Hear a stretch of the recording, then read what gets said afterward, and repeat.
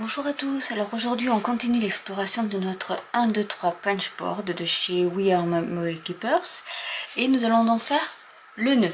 Donc on va faire un nœud comme ceci. Alors il y a plusieurs techniques, là j'ai choisi la technique où on a besoin juste d'une bande de papier comme celle-ci. Elle fait donc, c'est toujours en pouces, en inch que je parle, elle fait donc 1 inch de large sur 8 inches de long. Alors on va commencer à faire des encoches. Alors la première est à 1,5. Donc c'est ici parce qu'on a un demi ici. Le 2 et le 1 est de l'autre côté. Donc on fait une encoche à 1,5. Une autre à 4. On retourne notre papier et on revient à 1,5.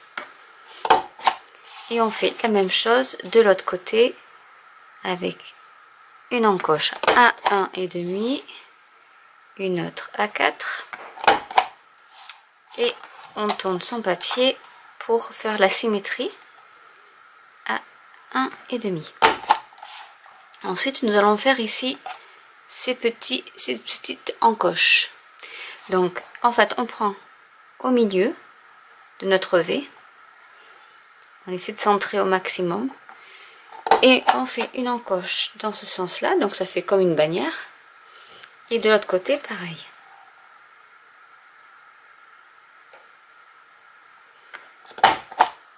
Voilà ce que ça donne. Donc avec la planche, on a terminé. Je me ramasse mes petits morceaux. Maintenant, ce que nous allons faire, c'est qu'on va plier ce morceau, on va le rabattre comme ceci et on fait un petit pli et on fait pareil de l'autre côté, donc en gardant la symétrie des deux côtés. Ensuite ce que je fais, c'est que je prends quelque chose d'arrondi ou un plioir, ce que vous avez, et on fait comme le bolduc, on essaie d'avoir une petite courbe au niveau du papier. Donc des deux côtés, hop, pour éviter que lorsque l'on va retourner et faire notre petite boucle du nœud, le papier ne casse. Voilà. Ici, donc nous avons bien le petit relief. Nous allons mettre 2 points de colle à l'intérieur ici de la pliure. Donc je prends mes glue dots.